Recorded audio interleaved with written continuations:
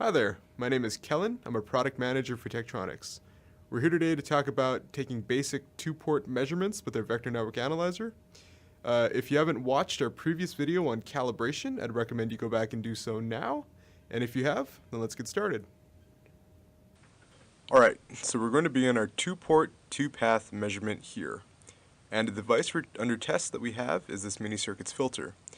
It is a 50 ohm type N inline filter with frequency range from 1.5 to 1.62 gigahertz.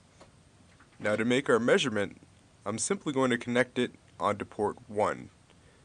Again, our VNA has been calibrated at the port here. What I'm going to do is I'm actually going to take the end of the cable, because we calibrated to the end of this cable in the previous video, and connect it to the other side of this filter. Now if you take a look at the screen here, we're going to see that instantly, again, our device is being measured. So we're sweeping constantly across each frequency range through each one of the pathways in the device. You can see that response here. The one that I'm primarily interested in is this S21 measurement, and we're going to get to that later. Let's take a look at some of the things that we can do with the software. So instead of representing the data here as a frequency plot, we can take a look at, let's say, the display as a Smith chart by clicking on Format, expanding down to More, and clicking on Smith. And we'll do linear phase. Now you can see the phase response of the device under test displayed as a Smith chart. If I wanted to switch back, again, I'll click on Format, and I'd go back to the log mag. And we now have our standard S11 measurement. Now there are a number of other different types of ways to display this data, but essentially they're all different representations of the same plot. Now I wanted to focus on S21 here because it'll give us some insight to the actual device that I'm testing. Now I want to blow this plot up and make it the only one visible on the screen. So I'm going to do this by reducing the amount of traces back down to 1 and adjusting my layout here so that I only view one trace. Now we're measuring S11. I'm going to change that to S21.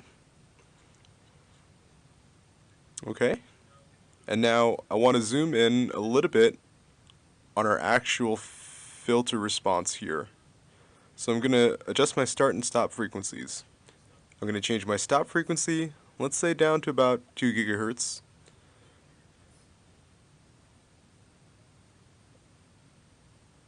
And I'm changing my start frequency all the way up to about 400 megahertz.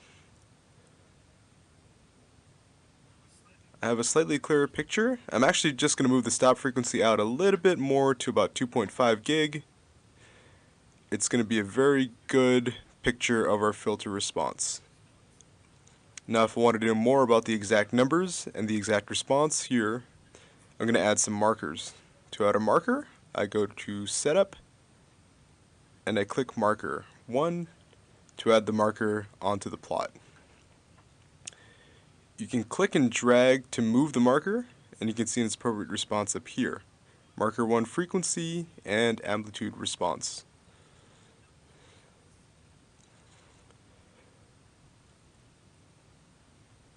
Now I'm going to go ahead and add a second marker. So a common thing to do with the filter is to figure out its bandwidth start and stop frequencies by finding its 3 dB loss point. And to do that, I'm going to use the search function on the marker by clicking search. And I'm going to select marker 1 to begin with. And I'm going to do a target search. Now I put my target value here, click on target value, enter the number in the top bar. We're going to go to 3 dB. It should be minus 3 dB.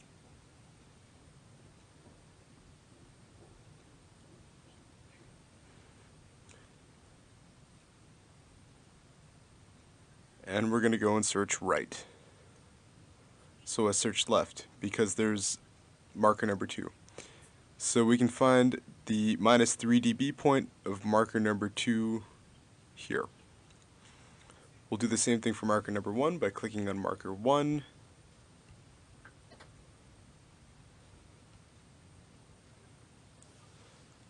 Search function, target value, -3. Click the check mark to accept, and search right.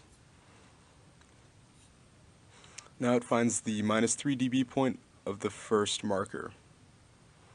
Now if you look at these two, you can see that they roughly correspond to the frequency ranges on the filter, -1.5 gigahertz, and then around 1.6 to 1.7 gigahertz. Again, you can use the marker functions to determine anything about your frequency response of your device. In this case, we determined the bandwidth and start and stop frequencies of the filter. So that concludes our brief overview of basic measurements with the Vector Network Analyzer. Find out more at Vicom's website.